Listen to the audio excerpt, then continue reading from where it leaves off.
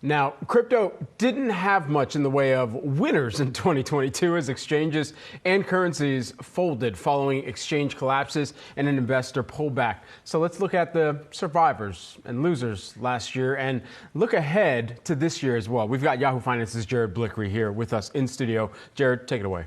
All right, well, let's think about the last few years. We've had some incredible gyrations in the risk markets, and crypto has been really leading the way. So I compared the 2022 returns to the 2021, 2022, and what we have so far this year. Now, 2020 was the beginning of the pandemic. We had that huge bear market in stocks, and you take a look at what happened here. We had a pretty big dip in Bitcoin prices, but then towards the end of the year, we had all the stimulus unleashed by the Federal Reserve and also the fiscal agents of the U.S. and around the world, and we saw this huge rise. Well, that continued in 2021 in this little cyan line here. And in fact, a lot of prices peaked not only in the early year, but in later in the year as well. And so crypto didn't have quite the year, at least most of the tokens didn't have quite the year as 2021, but 2020, but 2021 ended up being a pretty good year.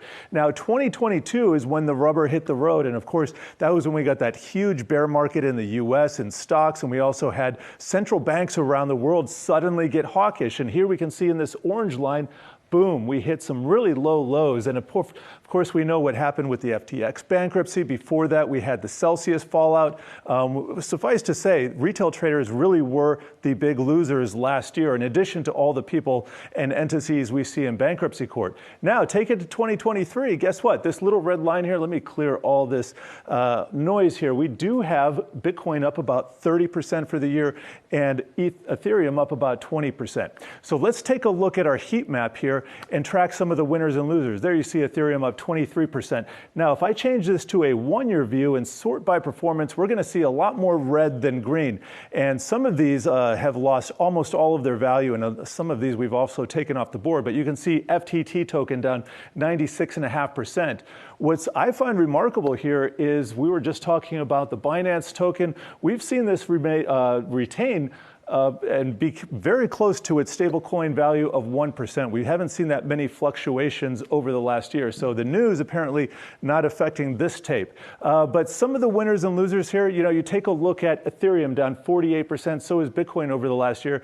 People might be surprised to learn that Dogecoin is only down 45%. So Dogecoin, the relative outperformer, despite its joke inheritance there. And then just taking a look and thinking about who might survive this year, who are the winners going to be. I think it's been shown that Bitcoin and Ethereum are here to stay. We've got some other tokens, Ripple, for instance. I don't know what's going to happen with the SPF favorites like Solana and some of the others. Solana down 78%, but those are going to have a lot more work to do. So it looks like things are improving right now. We do have liquidity flows into the market. We've seen stocks rise this year, but really Bitcoin has been leading the way for stocks. They've been wagging the tail. So whenever we get one of those big announcements, and I'm going to be watching CPI this week, guess what? I'm going to be watching Bitcoin over stocks, guys.